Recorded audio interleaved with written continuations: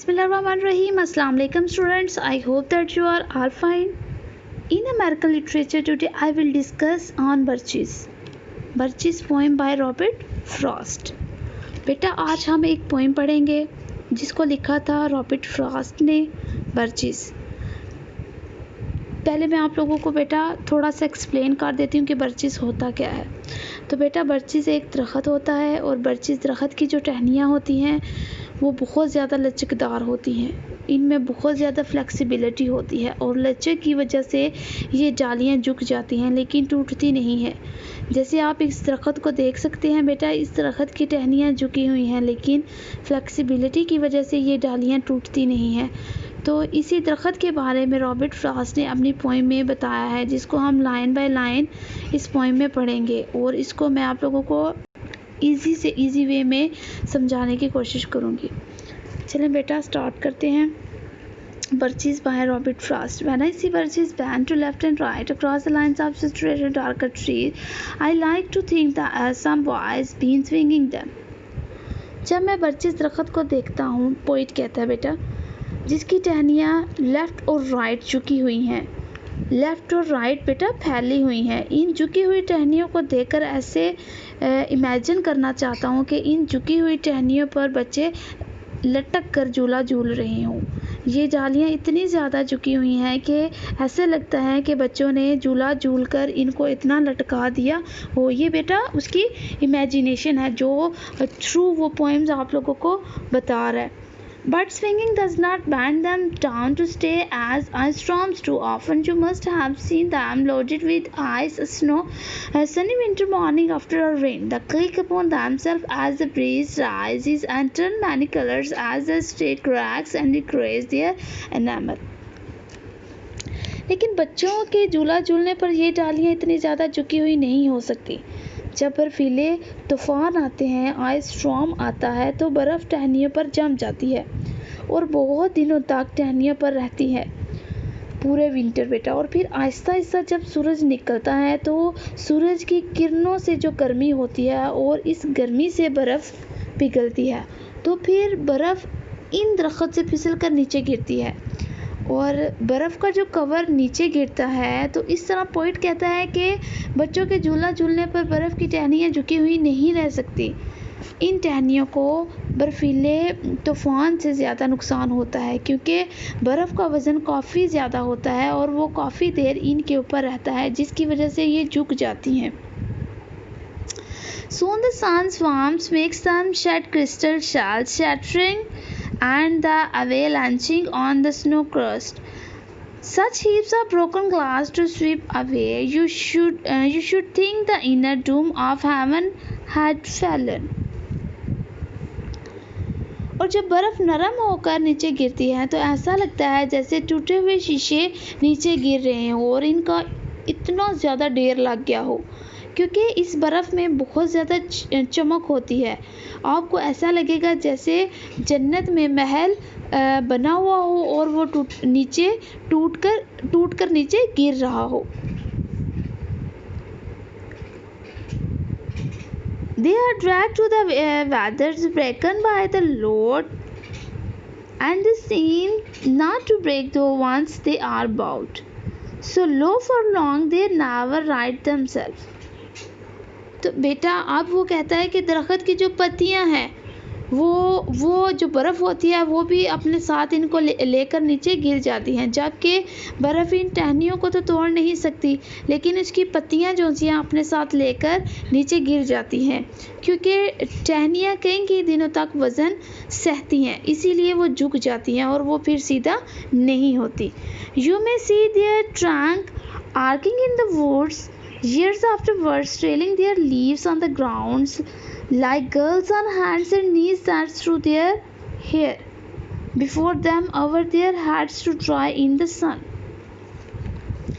अब पोइट कहता है कि जब बर्चेस दरख्त से बर्फ़ हट जाती है तो इसके ऊपर मॉइस्चर रहता है, तो ये दरख्त खुद को इस तरह सुखाता है जैसे लड़कियां अपने बालों को खोलती हैं, आगे की तरफ झुक कर आगे की तरफ झुका लेती हैं बालों को, इस मॉइस्चर को सुखाती हैं सूरज के सामने। इस तरह ये बर्चिस का दरख्त बिखर जाता है लड़कियों के बालों की तरह। जिस तरह लड़कियां अपने बालों को आगे की तरफ सुखाती हैं, ये दरख्त भी झुका हुआ होता है और वो अपने मॉइस्चर को सुखाता है। But I was going to say when truth broke in with all her matter of facts about the ice storm. अब इन लाइंस पर पोइट कहता है, जैसे बच्चों ने इन टहनियों को झूला झूल कर झुकाया हो, लेकिन ये तो इमेजिनरी बात थी, इसमें सच्चाई नहीं है। वो सिर्फ पोइट ने इमेजिनेशन की थी। लेकिन इसके बाद पोइट ने जो बर्फ़ वाली बात बताई है कि बर्फ़ के तूफ़ान से किस तरह दरख्त की टहनियों पर बर्फ़ जम जाती है और दरख्त की टहनियों को ये बर्फ़ से झुका देती है, तो ये बात सच थी। अब हकीकत में ऐसा ही होता है, इसमें इमेजिनेशन नहीं है। लेकिन अब पोइट ये कहता है कि मैं आप लोगों को कुछ और बताना चाहता हूँ। मतलब अब कुछ और इमेजिनेशन पोइट बताते हैं, लेकिन इमेजिनेशन बताते बताते इन्होंने सच बता दिया, इनके मुंह से सच निकल गया। जो बर्फ़ वाली बात निकल गई, हालांकि वो बर्फ़ वाली बात नहीं बताना चाहते थे, वो इन बच्चों की कहानी को ही आगे करना चाहते थे और अपनी इमेजिनरी बात को बताना चाहते थे। वो ये बात बेटा कभी भी नहीं बताना चाहते थे कि ये इमेजिनेशन है। तो लेकिन वो बताते बताते उनके मुंह से सच्चाई निकल गई कि वो बच्चों की वजह से झुकी हुई नहीं थी, वो उसकी वजह से, बर्फ़ की वजह से झुकी हुई थी। नेक्स्ट बेटा पढ़ते हैं। But I was going to say when the truth broke with all her batter of facts about the ice storm, I should prefer to have some boys band them. और अब पोइट की imagination फिर से शुरू हो गई। Poet कहता है, मुझे तो ऐसे ही सोचना चाहिए कि जैसे किसी बच्चे ने बर्चिस की टहनियों पर झूला झूलकर इन टहनियों को झुका दिया हो। As he went out and in to fetch the cow, some boys too far from town to learn baseball. अब क्या कहता है बेटा पोइट? अब गांव में एक लड़का है जिसके पास बेसबॉल खेलने के लिए फैसिलिटी नहीं है, यहाँ कोई और गेम खेलने की फैसिलिटी नहीं है, ना स्टेडियम है। अब वो लड़का अपनी गाय को चुराने आता है,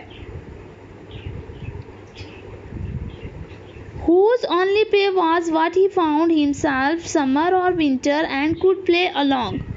लेकिन अब इसके लड़के के पास सिर्फ यही खेल बचता है, बाकी जो डालियों पर झूला झूलते हैं यही खेल बेटा इसके पास है। अब वो अपने टाइम पास के लिए वो यही कर सकता है और झूला झूलने के लिए कोई साथी की भी ज़रूरत नहीं चाहिए उसे। जिसे आप जैसे हम कोई गेम खेलते हैं तो उसके लिए हम बेसबॉल खेलते हैं या क्रिकेट खेलते हैं या कोई और मतलब ऐसी गेम खेलते हैं जिसके लिए हमें एक पार्टिसिपेंट की ज़रूरत होती है।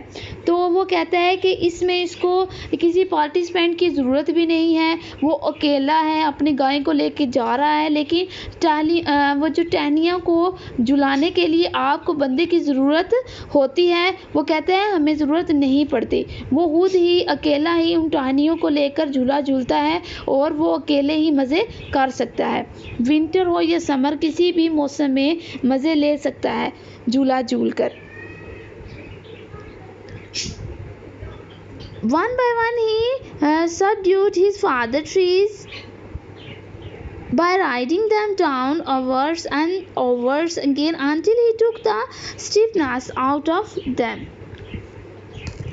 एक एक करके इन्होंने अपने फादर के सब दरख्तों को झुका दिया है। टहनियों पर झूला झूलकर वो तब तक झूलते हैं जब तक डालियां अच्छे से नीचे झुक नहीं जाती। And not one but hang limbs, not one was left for him to conquer. He learned all there was to learn about not launching out too soon and so not carrying the tree away clear to the ground.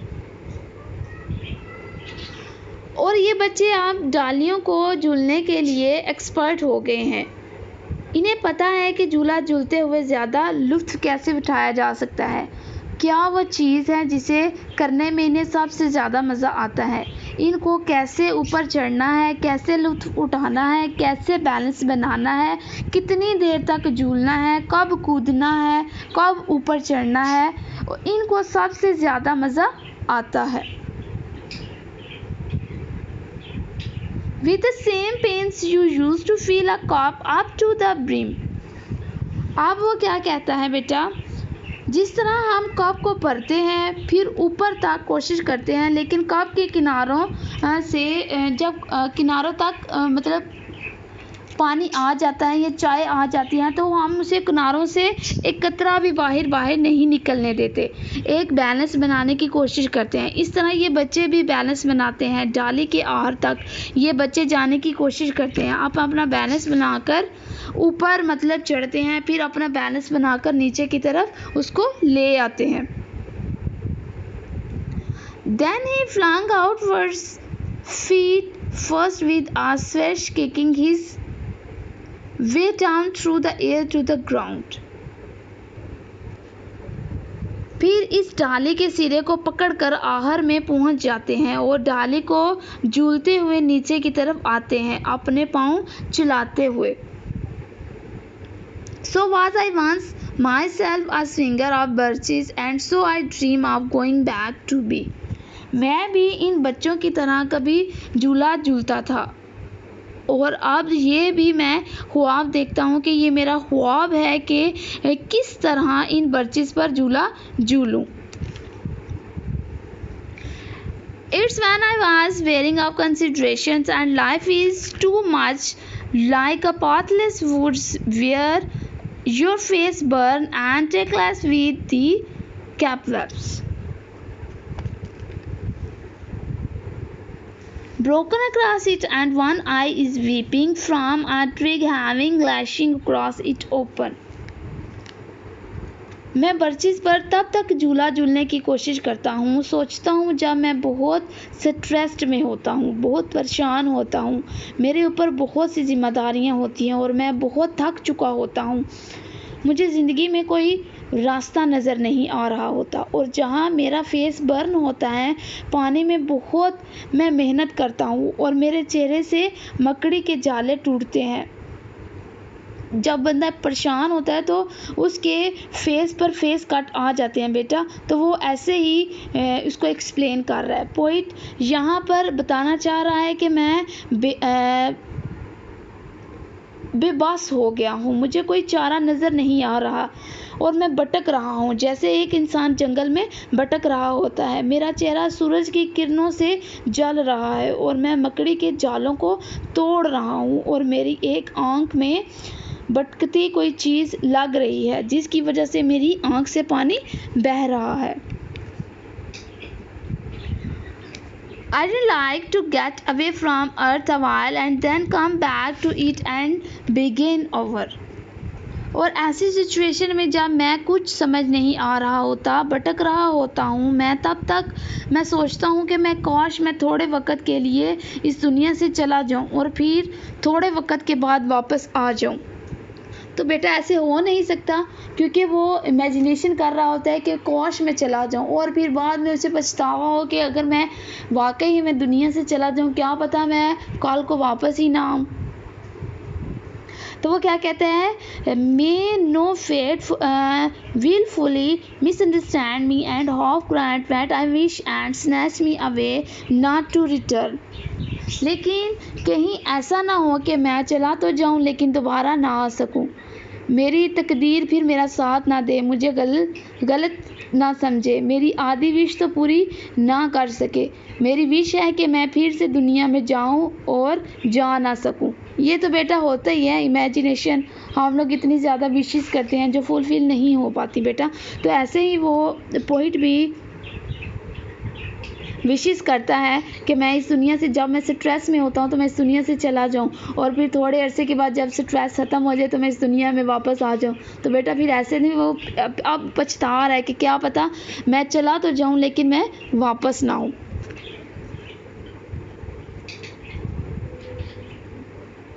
Next बेटा क्या है ना, earth the right place for love, क्योंकि दुनिया ही right जगह है रहने के लिए। यहाँ हमें लव मिलता है, केयरिंग मिलती है, सबका प्यार मिलता है। तो वो कह रहा है कि अर्थ ही जो सी है ना, ज़मीन ही वो असल जगह है प्यार के लिए। I don't know where it's likely to go better. I should like to go by climbing a birch tree and climb black birches up a snow white trunk. अगर दुनिया से बेहतर कोई जगह है तो इसके बारे में मुझे नहीं पता। अगर वाकई में कोई ऐसी जगह है जो दुनिया से बेहतर है तो इस जगह में इन बर्चेस की डालियों पर चढ़ कर जाना पसंद करूँगा। टुवर्ड्स हेवन का बेटा यहाँ पे वो वर्ड यूज़ कर रहा है बेटा, towards heaven till the tree could bear no more but dipped its top and set me down again. That would be good, both going and coming back. One could do worse than to be a swinger of birches. Towards heaven का मतलब बेटा आसमान की तरफ है। Poet कहता है कि मैं ऊपर की तरफ चढ़ूं और तब तक चढ़ूं जब तक ये दरख्त मुझे संभाल सके और फिर आराम से दरख्त मुझे नीचे की तरफ ले आए और मैं झूलता हुआ नीचे आ जाऊं। That would be birches. अब बर्चिस दरख्त पर चढ़ना और फिर नीचे आना ज़मीन पर, दोनों में मज़ा आता है। अगर मैं अपनी परेशानियां थोड़े वक्त के लिए दूर करना चाहता हूं और तो सबसे अच्छा काम इसी में है कि मैं बर्चिस के दरख्त पर झूला झूलूं। अगर मैं इसके अलावा फिर भी कुछ करता हूं तो वो बेकार है। बेटा ये उसकी विशेस थी जो फुलफ़िल नहीं हो सकती थी, क्योंकि वो आसमान की बात कर रहा था कि काश मैं जब परेशानी की हालत में हूँ तो मैं आसमान में चला जाऊँ। फिर वो उसको ख्याल आता है कि क्या पता मेरी तकदीर मेरा साथ ना दे और मैं वापस ना आ सकूँ। तो कहता है एक ही चीज़ में सुकून आ सकता है कि मैं बर्चिस के दरख्त पर चलूँ, चढ़ता जाऊँ जब उसकी टहनियाँ जब तक मुझे संभाल नहीं लेती और उसके बाद फिर मैं आहिस्ता आहिस्ता मतलब आराम से वापस आ सकूँ। ये तो बेटा उसकी पोइम थी। अब उस पोइम में वो बताना क्या चाह रहा है ये मैं आप लोगों को शॉर्ट वर्ड में बताती हूँ। बेटा हमारी ज़िंदगी में कोई ना कोई परेशानी होती है, कोई टाइम ऐसा ज़रूर आता है जहाँ हम थक जाते हैं और रिलैक्स करना चाहते हैं और रिलैक्स करने के लिए हम सब ऊपर जाते हैं। ऊपर मीन के इन परेशानियों को दूर करने के लिए किसी न किसी ऐसी जगह पर चले जाते हैं। इमेजिन करें अगर हमें कोई डांट पड़ती है या हमें कोई हमारा मूड ख़राब है कभी, तो हम सॉन्ग सुनते हैं। किसी को किताब पढ़ने का शौक़ होता है, किसी को मूवीज़ देखने का शौक़ होता है और फिर हम जब डिप्रेशन में होते हैं तो हम थोड़ी देर के लिए अपने आप को रिलैक्स करने के लिए ऐसी चीज़ें करते हैं, फिर वापस अपने काम पर आ जाते हैं। तो ऐसा ही होना चाहिए, एक ही चीज़ को अपने ऊपर हैवी नहीं करना चाहिए। ऊपर जाओ रिलैक्स करने के लिए, फिर वापस आ जाओ। गम भी है तो वापस आ जाओ। गम भी एक टाइम लिमिट ताकि है ना कि अगर आप गमगीन हो, अगर आप लोगों को कोई गम है तो थोड़ी देर के लिए मतलब हो, उसको अपने ऊपर इतना हैवी ना कर लें कि मतलब पूरी ज़िंदगी उस गम से बाहर ही ना निकलो।